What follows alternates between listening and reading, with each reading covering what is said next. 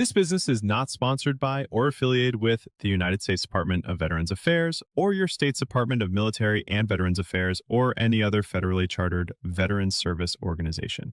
Other organizations, including but not limited to your state's Department of Military and Veterans Affairs, a local veteran service organization, and other federally chartered veteran service organizations provide this service free of charge. You may qualify for other veterans benefit services outside the scope of what this business offers. All disability claims for increased ratings are processed by the United States Department of Veterans Affairs. This business cannot expedite the processing of your claim by the United States Department of Veterans Affairs.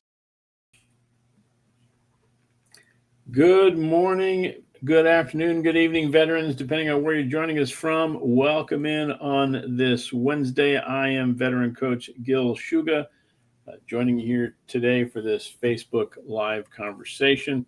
Glad to have you joining us.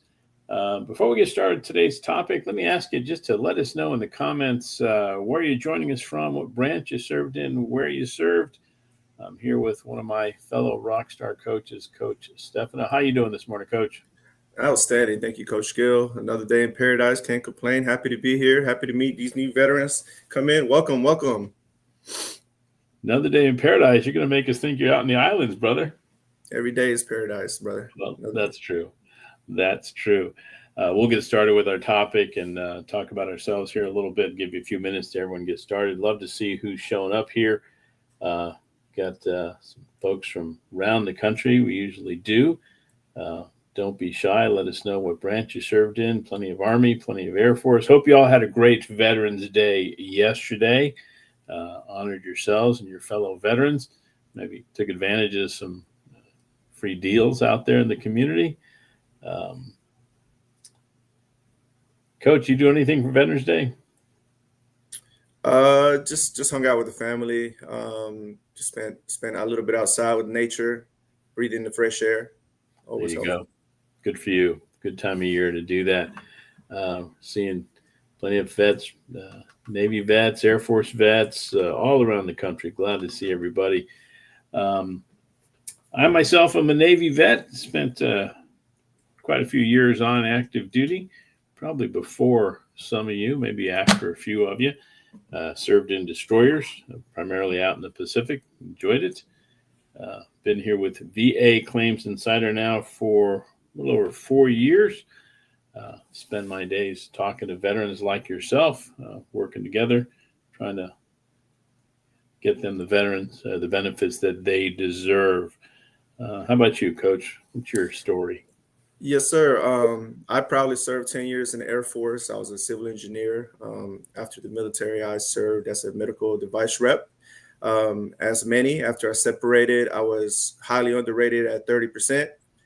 10 years later, after that, I came across VA Claims Insider, got educated, learned about the whole VA process, and within 3 months, got myself up to 100. Now I'm able to work with the company and share that knowledge to you wonderful veterans. Great. Glad to hear it. Glad to hear it. We just looking through our veterans here. Got a lot of Navy folks showing up. That's nice to see. Usually we're underrepresented in a lot of these events. Army seems to be being the largest branch. That's understandable. A lot of folks there. But I like to say that even though there's fewer of us, it's more about quality than quantity. So glad to have you all here from every branch. Happy belated birthday to the Marine Corps and our Marines that are joining us today. 250th birthday on Monday. That was great. Hopefully some of you had a chance to celebrate that. I'm already hearing some great Marine Corps ball stories from various vets around the country. Glad to see that. You know, Coach, nobody celebrates their birthday like the Marine Corps, that's for sure. Is that right? Any details on that? Well, 250 years. If you know the history of the Marine Corps, it was formed in a place in Philadelphia called Tun Tavern. Look at me knowing my history here. As I like to say, it's probably the best idea to come out of a tavern ever. So many bad ideas tend to come out of there, but that was a good one. There you go. Learn something. There you go. You didn't know that story? No, sir. Yep, they did. In fact, the location is still there. There was a movement recently to try and get that refurbished, but I think that's kind of fallen by the wayside. Let's see, got folks from Texas. I saw Michigan earlier. I did see one fellow vet from Phoenix. I'm in the Phoenix area. Glad to have you. This is that time of year where we like to brag about our weather. We don't brag about this weather in July or August, but we like to all winter long. In fact, we're sitting outside on the patio the other day talking to my youngest, who's up in the Upper Peninsula of Michigan, who had their first snow for the season. No, thank you. All right, looks like we're about to get started here. Let me jump in.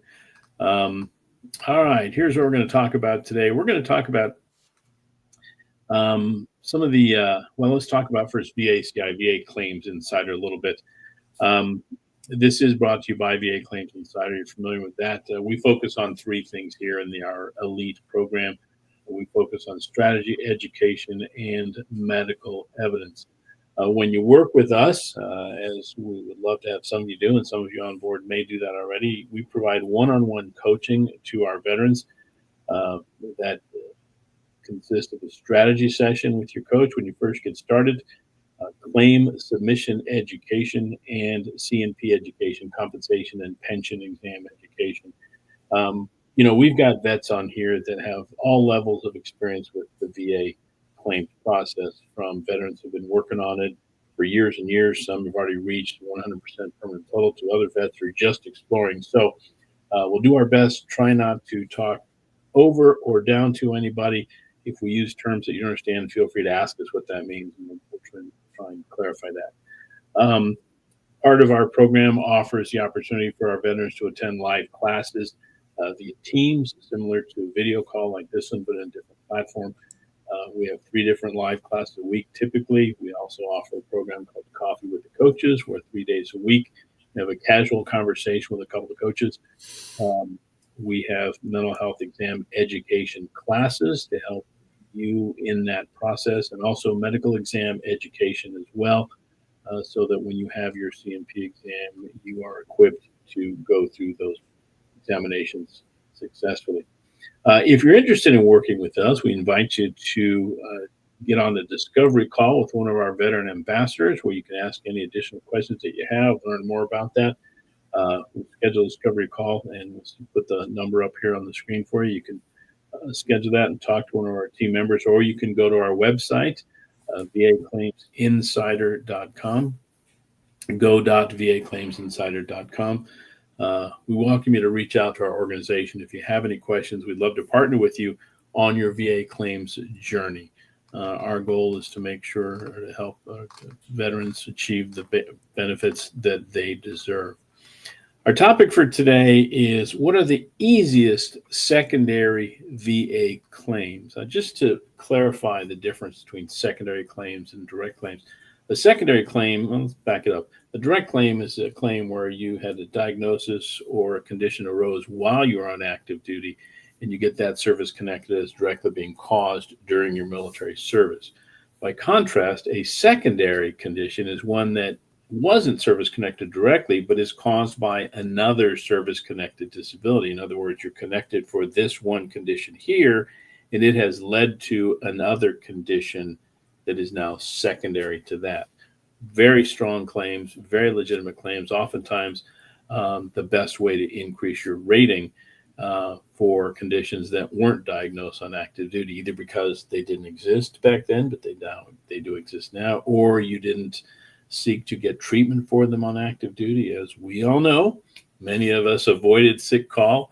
It's just not something we did. The culture didn't allow it. Our own attitudes didn't allow it. I know for me, in the Navy, my philosophy was, the only way you're getting me to sick bay is on a stretcher. So go away, leave me alone. I got things to do. Not always the smartest way for us to go, but that was just the way we were raised. So let's jump into these secondary conditions. Again, things that are caused or can be connected, and service connected as secondary to something else. One of the most common ones, these are common ones, is what we're talking about: bruxism, grinding of your teeth, secondary to mental health conditions, and tinnitus. Now, as I mentioned, bruxism is a habitual grinding or clenching of your teeth. It can often be linked to underlying mental health conditions, and might even be associated with tinnitus. Okay, now why it can have Physical causes such as misaligned teeth or sleep disorders, its connection to mental health factors like stress, anxiety, and depression, that's increasingly recognized. So let's talk about bruxism and mental health conditions. It's often seen as kind of a subconscious response to stress, anxiety, emotional tension. Some folks are dealing with high levels of stress or anxiety may unknowingly clench their teeth or grind their teeth, especially while they're sleeping, okay? Or if they're doing under particularly stressful times or a lot of tension. The acts of bruxism, it can become a coping mechanism for emotional distress. And so addressing the underlying mental health conditions through therapy, relaxation techniques, or other interventions can help reduce the frequency and severity of bruxism. But if you have a mental health rating and you find that you're grinding your teeth or your dentist saying, hey, you've got this jaw thing going on, you might be able to get that service connected secondary to the mental health condition. But we also see bruxism secondary to tinnitus. Okay, and remember tinnitus? That's the perception of sound that you sense, but nobody else can hear it. Okay, typically tinnitus is called ringing in the ears, but it's not just that. It can be a buzzing, hissing, clicking sound, a tone or frequency that you might hear. If you hear ringing, you say, well, I don't hear bells, so I must not have tinnitus. That's not necessarily it. But if you have tinnitus, you know it, and many, many vets do. But oftentimes, it can have its own causes, and there's a potential link between bruxism and tinnitus, where the symptoms get worse and worse and worse, and you can affect your jawbone, your TMJ, your temporal mandibular joint, and the muscle around it. And so that can lead to other different conditions. Remember, bruxism oftentimes is a reaction to something else. All right, you're doing that oftentimes unconsciously or subconsciously as a result or response to, and tinnitus can be the cause of that as well. Let's talk about another secondary condition concept, and those are cause and effect to secondary musculoskeletal conditions. Secondary musculoskeletal conditions can lead to various secondary claims. Oftentimes, for example, you'll have a physical injury that is service-connected, and that leads to other physical injuries, and that's what we're talking about with musculoskeletal conditions.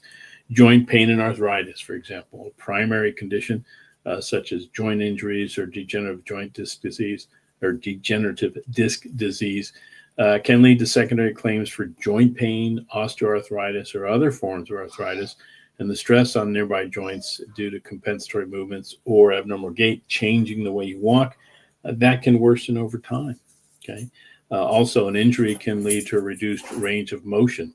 Let's say you have a primary condition in your knees. You have a knee injury, but suddenly over time, not suddenly, but over time rather, you reduce the range of motion in that joint. That can be a separate rating as well. These are secondary types of conditions that we see as a result of those. Secondary radiculopathy or nerve impairment. Radiculopathy, oftentimes felt as tingling or pain radiating in different parts of the body. Those types of conditions can result from physical injuries, musculoskeletal conditions. For example, a lumbar spine injury, lower back rating, can lead to radiculopathy in your legs, things like sciatica. Those can be rated as secondary conditions due to that back rating. It's not uncommon for that to happen. We see that particular connection often. You can have muscle atrophy as a result of a joint injury that's service-connected, and also certain physical injuries in the upper body, the neck and the shoulder area, can lead to secondary headaches. And if your headaches are severe enough, that can be a fairly substantial rating, one that you didn't have, a condition that you didn't have on active duty, but you do now as a result of the neck or shoulder injuries that are service-connected. And we also see secondary mental health conditions frequently to musculoskeletal injuries. If your physical injuries, your back, legs, knees, shoulder, neck, those types of things lead to chronic and severe pain, and you have limitations as a result of those things, those can lead to depression, anxiety, adjustment disorder, all as a secondary condition to those physical injuries. Again, you may not have complained of, dealt with, or been diagnosed with depression or anxiety or things like that on active duty. But now, many years later, you've been dealing with the physical limitations, the frustration, the difficulties caused by your physical injuries, leading to a mental health condition such as depression and anxiety are perfectly legitimate and oftentimes a very worthwhile claim for veterans to pursue. And then we also see sleep disturbances as a result of physical injuries as well. The bottom line with these physical injuries, if you're rated at 10% for a knee and nothing else, don't think that, well, that's the only thing I got is just my knee. Think about how does that affect the overall body. I like to think of it this way. When, most of us remember as kids the old song, the ankle bone's connected to the knee bone. It's an old song because it's true. And if you think about it, your body works that way. There's the kinetic effect of how things work together. And if they're not working normally, it's going to have abnormal effects. Think about it this way. If you're favoring your right knee, you're putting unusual pressure on your left knee. If you're favoring your knees, you might change the way you walk, that altered gait we mentioned, change your back, change your hips. Those things can wear out over time, leading to legitimate secondary conditions as a result of the other service-connected disabilities. Third one I'll talk about is ED, erectile dysfunction, secondary to mental health conditions and medication side effects. A common occurrence among veterans with other service-connected disabilities. Mental health conditions can lead to the consequence of suffering from ED. Depression, anxiety, PTSD, chronic stress can all contribute to that. We've learned over time that these types of conditions affect neurotransmitters, hormones, blood flow, all of which are necessary for healthy sexual function and can interfere with that.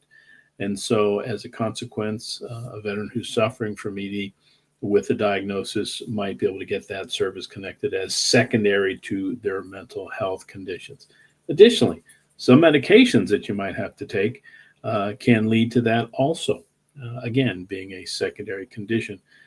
Some of the things like antidepressants, antipsychotics can have side effects that impact sexual function, including erectile dysfunction, and that can be service connected as well. You need a diagnosis, of course, as you do with any condition you're going to claim, and a nexus, a medical opinion connecting that as a secondary condition caused by one of those other things. And we also see oftentimes a combined impact. You're dealing with a mental health condition, service connected, and you're taking medications. Combination of those two things can lead to this. The VA recognizes that ED is a legitimate service connectable disability. The question is, how did you get that service connected? And again, unlikely that, or in this particular circumstance we're talking about, it's where it wasn't diagnosed on active duty, but you're suffering from it now. And it could be as a consequence of these other conditions that you're dealing with. Let's talk a little bit about GERD, gastroesophageal reflux disease. It can be linked to both mental health conditions and medication side effects. All right, keep in mind, you should be seeing a theme here that certain conditions can cause other problems. That's the whole point of secondary conditions. And oftentimes, the medications you need to treat this service-connected disability can have its own problems and its own side effects. GERD can be one of those. We do know that certain mental health conditions can affect your digestive system, the gut-brain link, if you will. You're probably familiar with the concept. Some of you may deal with this, that your stomach may get queasy when you're dealing with a lot of stress. You may have bowel issues when you're dealing with a lot of stress and anxiety. That can be a secondary condition. GERD can cause a lot of heartburn and acid reflux type of consequences because of the effect on the lower esophageal sphincter, your throat, the things that keep those stomach acids from going back into your throat, causing you that heartburn and that cough and things of that nature. That's just a fact. That's a medical connection between the brain and the gut. Also, some medications that you might have to take, as I mentioned, can cause increased gastroesophageal reflux disease responses as well.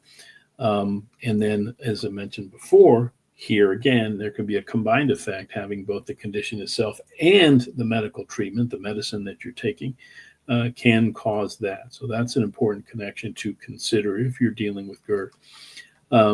GERD can also be secondary to an orthopedic condition or migraines due to the use of NSAIDs, non-steroidal anti-inflammatory drugs, or certain drugs that you might take on a regular basis for these conditions, your orthopedic conditions. The pain, the discomfort, the stiffness in your joints can lead to the stomach reaction, increased acids, and things of that nature, causing the GERD symptoms, not just from the physical injuries, but if you're taking NSAIDs for migraine treatment as well.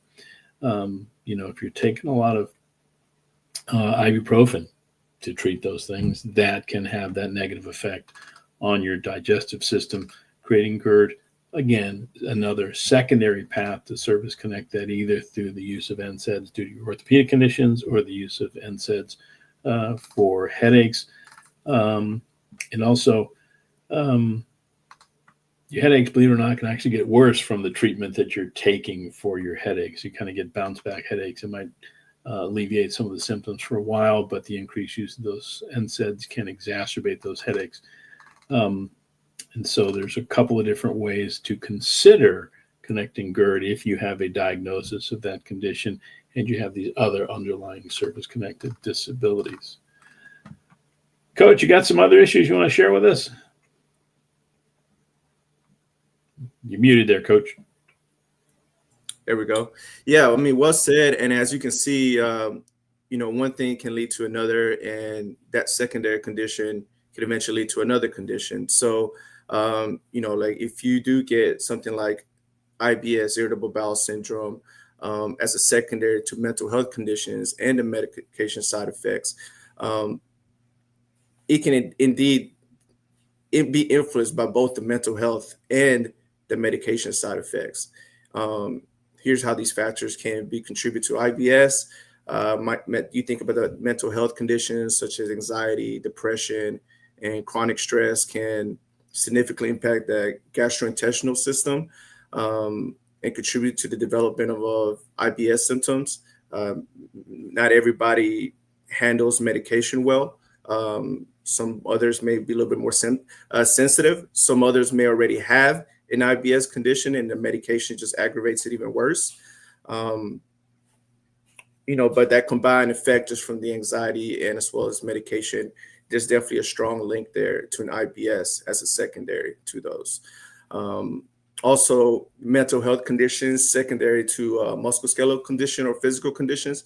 Another word, instead of just saying mental health, you can think of a lifestyle impact. If you have knee conditions or hip, lower back, think about how the things that you were able to do before that back condition. Think about the things you were able to do before that knee condition, right? How you can't go for a run no more. You can't sleep at night due to your back. How is that going to impact you mentally, right? They say one of the biggest things that you can do when you're dealing with depression is go for a run. But what about if you can't go for a run, right? What about if you can't pick up your kids? So this is how, if you have any kind of those conditions, physical conditions, you can link that. There's a strong link connection to mental health. And mental health is actually a high value claim and something that you definitely want to go after if you're dealing with chronic pain, arthritis, anything that is limiting you, not only socially, but occupationally, right? Those are the two things that the VA looks for, is how, ask yourself this, is how is this condition impacting me, not only socially, but occupationally, meaning that I've had to maybe call off work, maybe because I'm not able to sleep at night due to my condition. I'm not as productive. So all those things can be tied together. So there's a huge link there between mental health or a lifestyle impact due to all those physical conditions you may be dealing with. Another secondary condition is migraines, secondary to mental health and tinnitus, right? If you're dealing with high anxiety, or tinnitus, think about tinnitus, that reoccurring ringing in your ear. It's hard to shut it off. Going back to sleep, chronic sleep impairment, not allowing you to sleep. You're not sleeping well. you got to go to work the next day on 2 hours of sleep, you're not going to feel good. You're not going to feel well. And if you're not sleeping well, you're going to develop migraines and headaches. So not only your tinnitus, but if you're dealing with high anxiety, that means you're normally on high alert. You're constantly worried about things in the future that you can't control, or maybe you're highly depressed. All those things are going to lead to headaches and migraines. So there's also a strong link there as well. Sleep apnea, secondary to sinusitis, rhinitis, deviated symptom, or asthma. You can actually include mental health in that as well. So if you think about sinusitis, rhinitis, deviated symptoms, that all has to do with the respiratory condition, right? So if you have any respiratory condition, there's a strong link there between that might either cause the sleep apnea or aggravate the sleep apnea. And you can even add mental health if you have a mental health condition like PTSD, anxiety or depression. There's also a strong link there with sleep apnea if, let's say, that mental health condition have caused you to gain weight. Normally the VA looks for a BMI of 30 or greater. But if you feel like maybe you've gained some weight due to your mental health condition, that can also help to strengthen that sleep apnea claim. Another secondary condition, it would be vertigo, secondary to mental health conditions, and tinnitus, right? So vertigo can indeed influenced by both mental health condition, tinnitus. The relationship there is the anxiety and the panic disorders can trigger or exacerbate.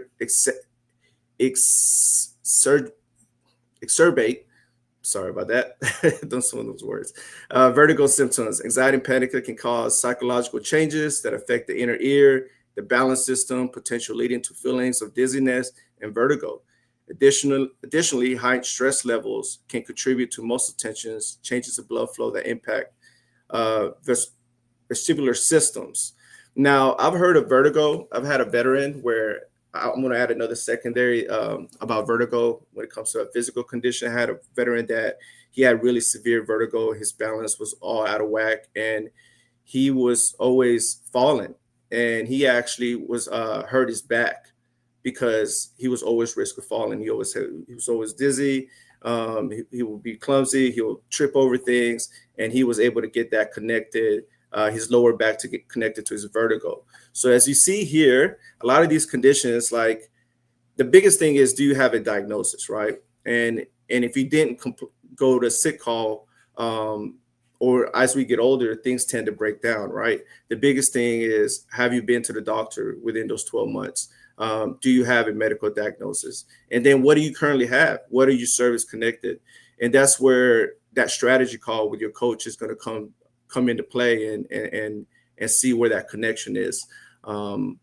So yeah, that's my spiel on that. Kind of ran through that quick. Wanted to open it up for some questions for everybody. But as you can see, one thing can lead to the other. I know we're frowned upon while we're in the service about going to sick call, but like I say, is if you have a condition, make sure you go get seen by a doctor, get a diagnosis, and then see what else do you have. Maybe it's not a play for now. Maybe it's a play for later on in the strategy, but it's very important to make sure that you have a diagnosis and those medical notes documented. What do you have, Coach Neil? Great points. Thank you very much for sharing that with us. And the key is that diagnosis, as Coach Stefano said. You got to have a current diagnosis of a disability condition. And the diagnosis itself is not enough. Just because you're diagnosed doesn't mean you're going to be service connected. You have to be able to find a nexus, that connection between the two, that it's as likely as not caused by that condition. Some of you put some questions in the chat. We'll do our best to answer as many of those as we can. Feel free to add more in there if you like. I'm just going to go with the top one here. Looks like Steve Philbrook asked, do you need to use your CPAP machine to get rated for sleep apnea, is what that's about. Do you need to use it? No, you don't have to use it, but you have to show that you have a diagnosis and a prescription for a breathing assisting device, such as a CPAP. And that's, for those of you who don't know, the CPAP is that mask everybody makes fun of that you wear to address the symptoms of your sleep apnea. That's a 50% rating if you get service connected for that. We mentioned a couple different ways sleep apnea can be service connected. It's a little more challenging than a lot of people realize. There's a misconception out there that if the VA diagnosed you with sleep apnea, they have to service connect it. That's not true.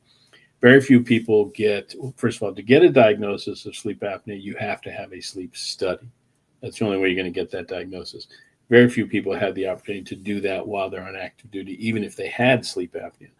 Many of us, the only way we knew we snored or stopped breathing is, the shipmate threw a boot at us while we were sleeping, say, shut up over there, and then years later you get out and you go to the doctor and they find, yeah, you got sleep apnea. Let's get you taken care of. And they hook you up with the CPAP machine.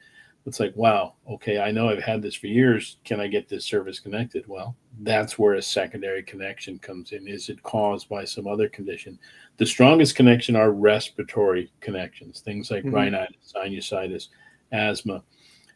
One thing to keep in mind with the asthma rating, can't be rated for both asthma and sleep apnea at the same time. It's whichever one gives you the higher rating. If you have a 30% rating for asthma now, and you can get sleep apnea service connected with a breathing device like a CPAP.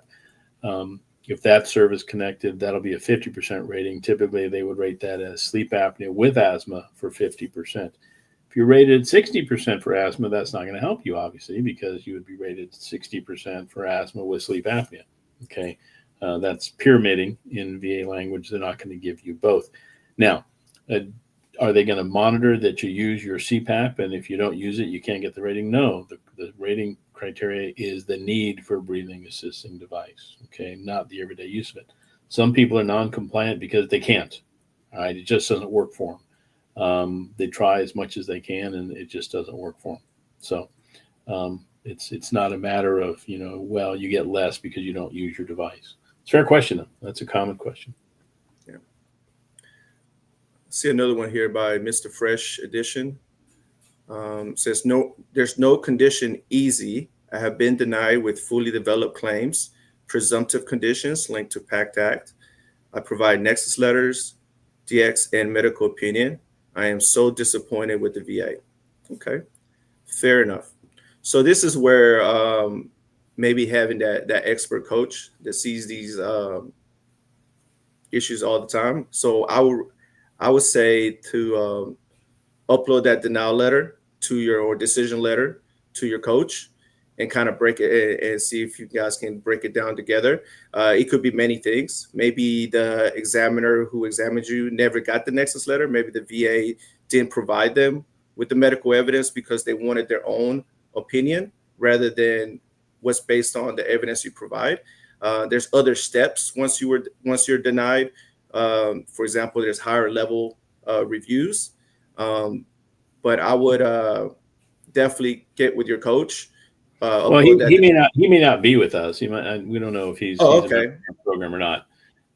Well, that's where we come in, right? That's where we come in, where we understand those decision letters. This might have been one little thing that you missed, but that's where having that coaching can come into play to see what was missed.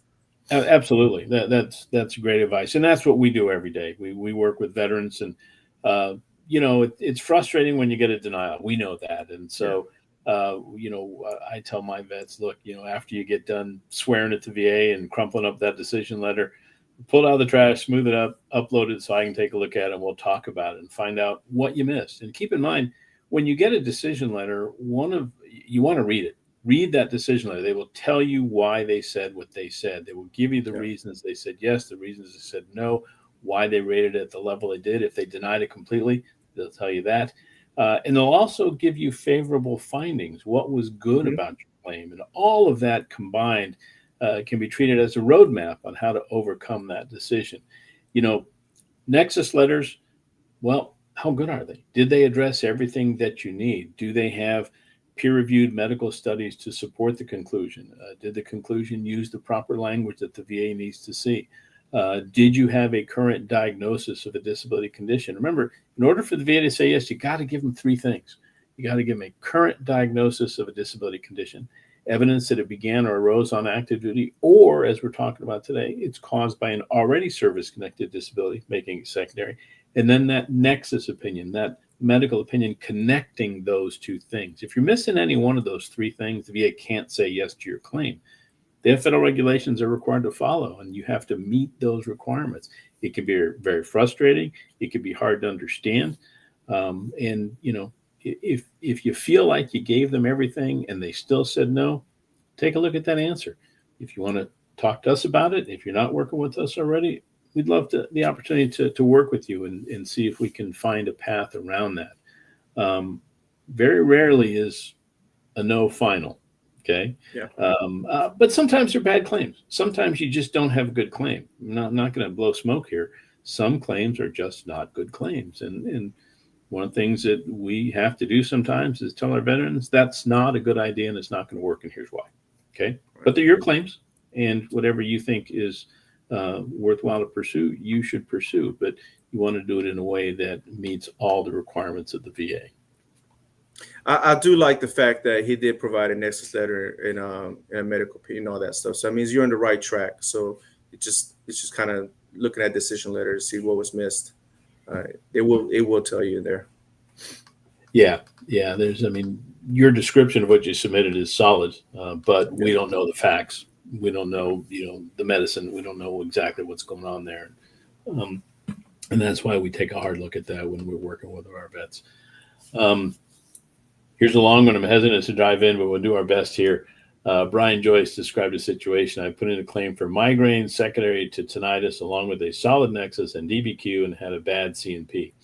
A few HLRs, higher level reviews, and could not get it through. I have since been diagnosed with PTSD and have just added a new nexus with PTSD along with tinnitus for my migraines. I put in an updated nexus and a DBQ through Telemedica, along with a sworn statement and a buddy letter from my wife. Sent that all in a supplemental and has been in review for 5 weeks. What do you think will happen with this update?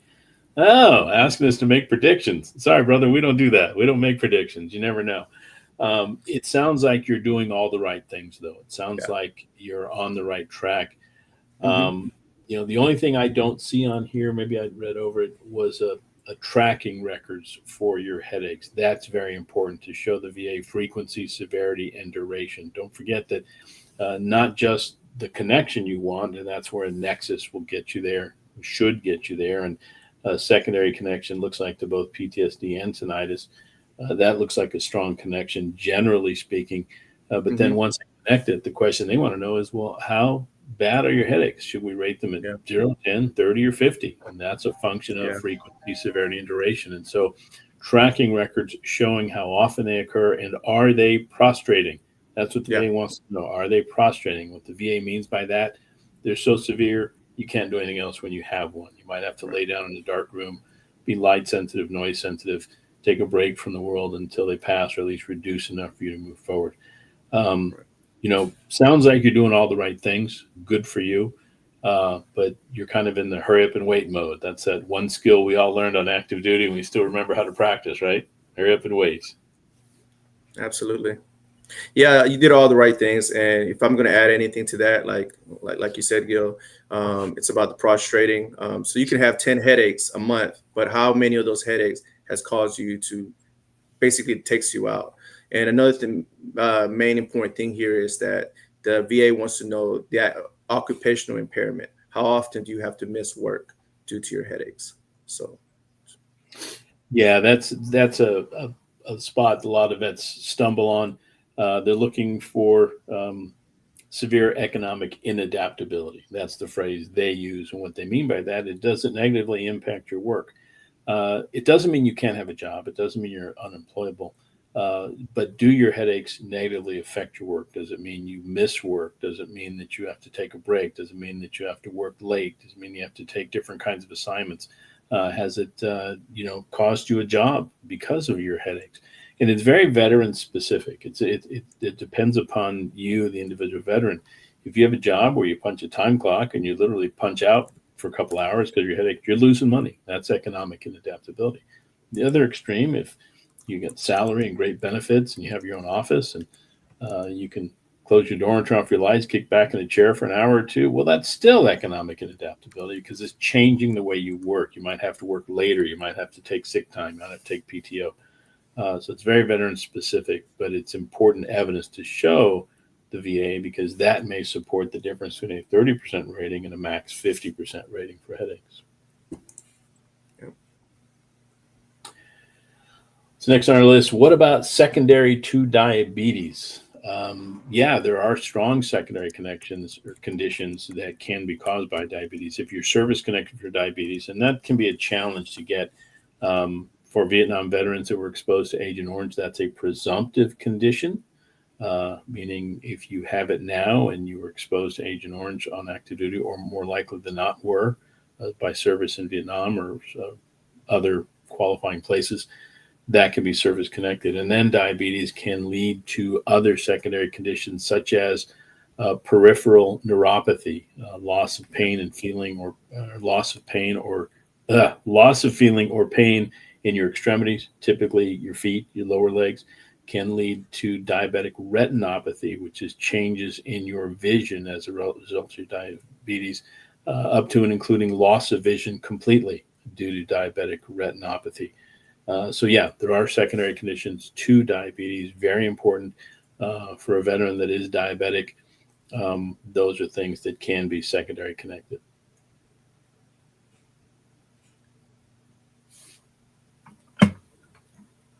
I think the next question is, how do they test for tinnitus during a CMP exam?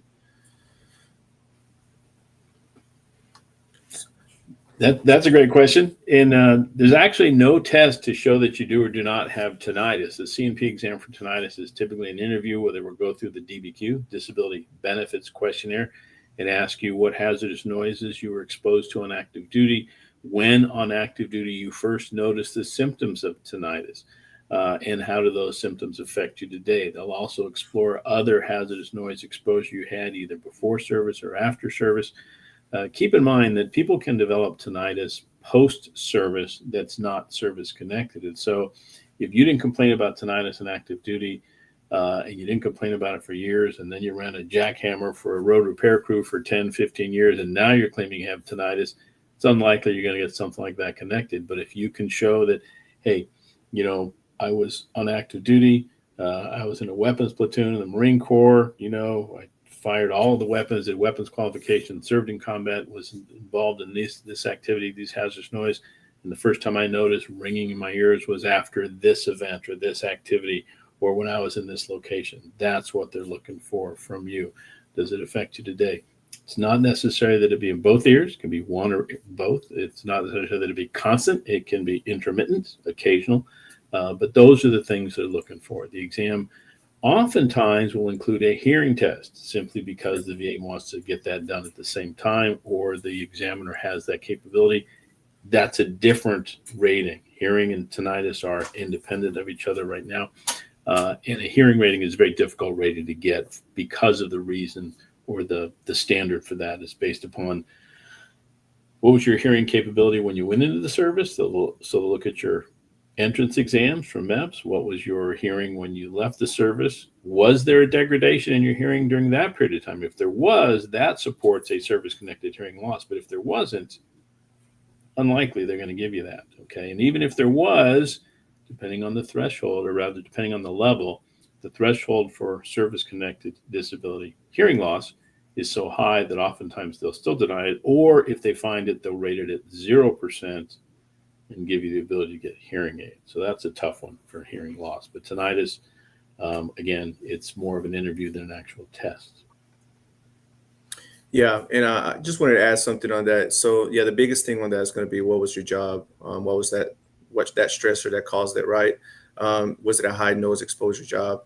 And another thing is that I had a veteran recently which was denied from tinnitus at least 5 or 6 times, denied HLR and everything. And he was a Vietnam veteran, and they kept blaming it that is due to his age, him getting older, right?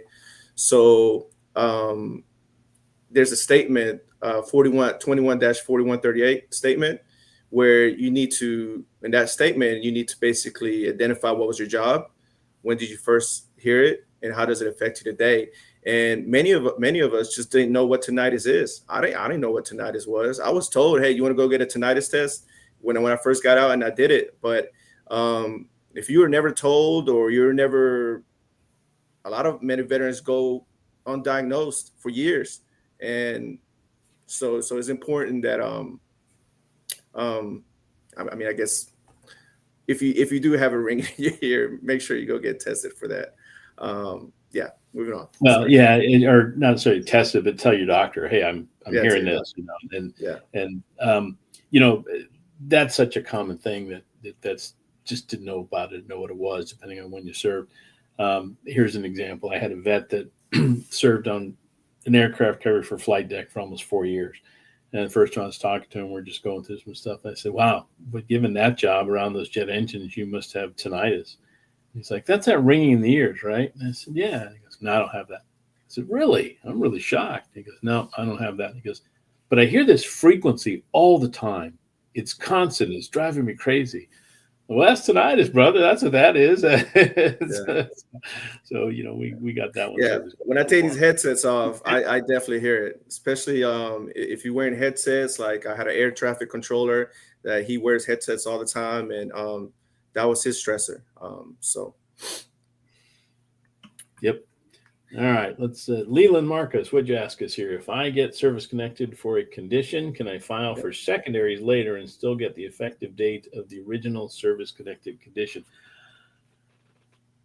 Unlikely. And here's why. Yes, you can file for secondaries later. Okay. But the effective date of that claim is going to be based on a variety of things. Possibly an intent to file that you have on file. We can talk about that here in a minute. The diagnosis date of that condition, the service connected date of that particular condition. All right. It's not going to go all the way back to the first one. Each secondary claim is its own claim. Okay. Effective dates, as I said, are a combination of things. An intent to file, for anyone who doesn't know, it's a notice to the VA that you intend to file a claim, and you have 365 days in which to file that claim using that. It's a placeholder, if you will, for the VA telling you, I'm going to file a claim. If all of the other requirements are met and that claim is ultimately approved, it can have an effective date of when you submitted your intent to file, which can take it back quite a few months, if you will, sometimes years in certain circumstances, and get you back pay all the way back to that date for the difference in what the rating would have been had it been granted at that time. But again, it's not automatic that it's when your intent to file date is. It's not automatic when you file your claim date is. The diagnosis has to be in place as well. If you don't get a diagnosis until you file your claim or right before you file a claim, it doesn't matter, because the condition didn't exist from the VA's perspective, and that's crucial. But having said all that, if you don't have an intent to file on file with the VA, you should do that at all times. You should always have an intent to file, because when you submit a new claim, it effectively uses up that intent to file, and you will need a new one in place. Until you reach 100% permanent total, you should always have an intent to file on file with the VA. Yeah. Coach, anything to add on that? Yes, that's everybody here, right? Everybody, if you hear, that means you plan on submitting a claim here in the near future. So if you haven't done an intent to file, please do. That's your money for back pay purposes. And the easiest way to do it is actually calling the 1-800 VA number, which is 1-800-827-1000. Just call them, let them know, hey, I plan on intending submitting the claim. If they ask you what condition, you just say, hey, I don't know yet. I'm still working on medical evidence, but can you make sure you get that opened up. Yeah, great advice. Great advice. Make sure you get that on track. Ed Normandy, this is a great and a common question. Can a secondary condition be caused by a condition that was also secondary? Absolutely. Absolutely, It can. Okay.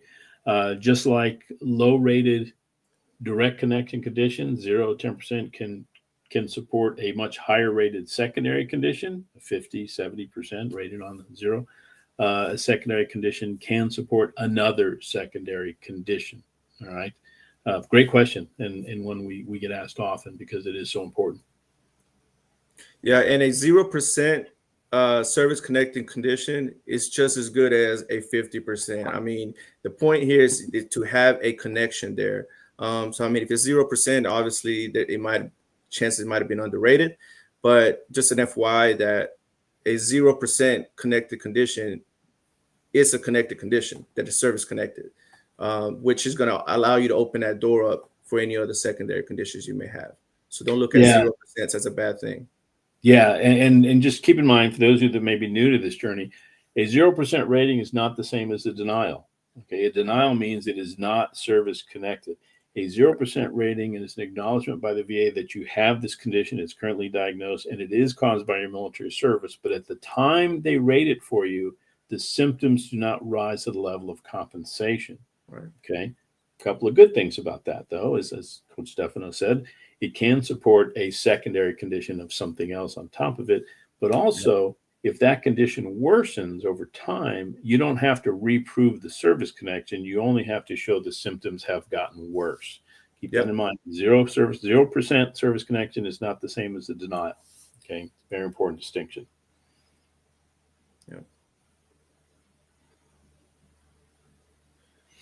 Dr. Summer said, my right arm is useless. Can I upgrade? Well, is it service connected? And if it is, then just as Coach Gill said, make sure that you have those fresh notes and you can speak on that severity of those conditions and how it's gotten worse.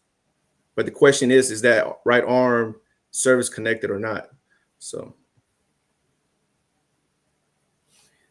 Yeah, an upgrade, I mean, the VA term is an increase. If you have a rating and the condition has gotten worse, if it's not already at the maximum rating for that condition, you can always request an increase. The question, though, is has the condition worsened? Do you have evidence that it's worse? And are you already maximum rating for it? If you're not, and certain conditions have different levels of maximum rating. Not everything is rateable at 100%. Some things are, max at a certain level. But that's what you want to take a look at. Richard Bryan asked, what can I do if they have lost all medical records? That unfortunately does sometimes happen. The best you can do, you have to have current medical records of a current diagnosis. If you're trying to show something was service connected or was direct connected as diagnosed on active duty, if your service records are completely missing, that's going to be a real challenge for you. If it's an event that occurred or was caused by an event that was witnessed by somebody else, sometimes a buddy letter will help support that the event actually occurred or more likely than not did occur. But treatment records, active duty treatment records are crucial. Some vets don't have them because they were lost or don't have them because they never went to sick call. Yeah, that's where that 21-4138 form comes into play. And that's where you kind of got to paint that picture to let them know what was your job, where were you located, what happened, and even that buddy letter, right, to confirm that that event is going to be your best case there.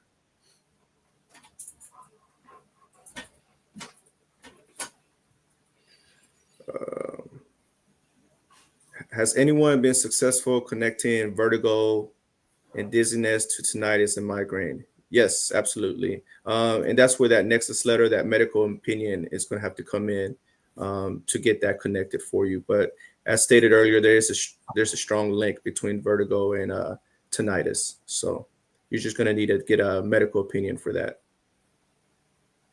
So remember, when it comes to medical opinion, secondary conditions, all these secondary conditions are going to need a medical opinion.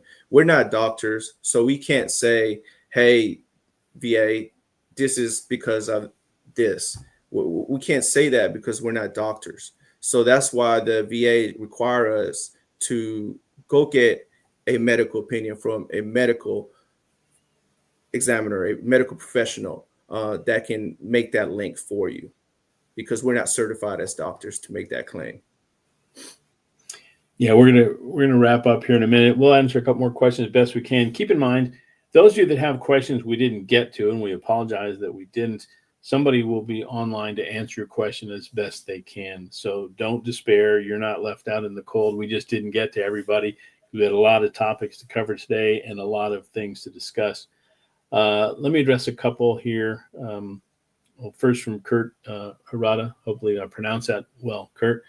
Does the mental health condition determination affect other associated lifestyle desires, i.e. gun ownership? Typically, no. Okay. A mental health evaluation, a mental health rating rather, won't have an impact on your Second Amendment rights. What they're looking for is more your actions, not your rating. Do you display an active intent to harm yourself or others? That's going to affect your ownership. But Yeah. a lot of veterans that are 100% rated for mental health ratings, but it doesn't affect their gun ownership. Keep in mind, though, there are some particular jobs that do have restrictions. In particular, FAA certified professionals such as pilots and air traffic controllers can't have a mental health rating and still keep their certification. There might be a few other particular law enforcement or government agency jobs where they'll take a look at that before they'll consider hiring you. But we do have a lot of law enforcement and government employees that do have mental health ratings. So that's one of those things you want to explore before you pursue that claim. Is this going to affect me? In most cases, it's not. That's a common question. Great question. Glad you asked it. Let's see. I like this one by Neil Marlowe. The VA acknowledged service-related items like chronic sinusitis, GERD, but they gave them a 0%. So that kind of is a good example of what we're talking about earlier. And you have severe sleep apnea. So, yeah, I mean, you were rated at 0%, which most likely you were underrated, right? So you have to articulate the severity of your condition to get an increase on that. But you can definitely do a secondary to those conditions because they have been service connected, even though they're at 0. And as we previously discussed, those are respiratory conditions, and there's a strong link with that in sleep apnea. So absolutely. Let me answer one more question, then we'll wrap up here. XCurtX601, do you guys help with Nexus letters? Great question. When you're a member of our program, when you join our elite membership program, you have access to a company called Telemedica, which is a medical administrative services company that can provide you access to our preferred provider network, medical and mental health professionals that work directly with veterans. Telemedica is a separate company from us. You deal with them directly. They do have a fee for their service, but as a member of our program, you get a substantial discount on any of the fees that they do provide. They have medical and mental health providers that address many, many topics and many, many subjects. A lot of our vets tell me that that's some of the best money they ever spent. But you're not required to use them as a member of our program at all. It's an option. It's a benefit of being in our program. That's where you would obtain a Nexus letter if appropriate, if you choose to do so. But you can get a Nexus letter from whoever you want, even as a member of our program. You're not required to use Telemedica, but that is a benefit available to you. But again, a separate company, not a part of VA Claims Insider. Great question, though. Hey, let's touch on a couple of things as we wrap up here, Coach. Keep in mind, if you're not a member of our program and you're just interested in pursuing what it's like to work with us, we focus on primarily strategy, education, and medical evidence. Our goal is to make you the best claimant that you can be so that when you submit your claims to the VA, we don't do that for you. You do that. You fill out your forms, you submit your claims, but we coach you through every step of the process. But we want to make you the best claimant you can be. We want you to submit claims to the VA that's easy for them to say yes to and difficult for them to say no to. When you get our one-on-one coaching, we start off with a strategy session to help identify where you've been, where do you want to go, how are you going to get there, what's the best path for you to take, and then we want to educate you every step of the way. What are the legitimate claims that you have? What are the symptoms that you have? How do you present those to the VA? And then after you've submitted your claim, we want to provide you education for your compensation and pension exam, CNP exam, which the VA will typically do for most claims. As part of being a member of our program, you have access to our live classes. We do video classes on the Teams platform, similar to this, a little bit different. Different live classes, usually 3 a week. Medical exam education classes, mental health exam education classes. Also coffee with the coaches, as I mentioned before. Our founder, Brian Reese, has written a couple of books. His latest book, VA Claim Secrets, available online through Amazon. We encourage all of you to get that. It'll tell you more than you ever thought you would know about the VA. And lastly, if you would like to talk to one of our representatives about being a member of our program, you can schedule a discovery call rather by going to the website I mentioned before, go.vaclaimsinsider.com. There's a link right there. You can take a look at it all. We'd love for you to reach out to talk to us, see if there's something that you're not doing that you could do. We could join you. Coach, parting words, anything you'd like to add? Yeah, if you haven't been to the doctor in the past 12 months, go get seen. Go get some medical evidence. Medical evidence wins claims. And I'll be happy to be your coach. Come on in. Come into the good side. VA Claims Insider. Come on. We got you. Everybody have a great day. Thanks for joining us. Really appreciate it.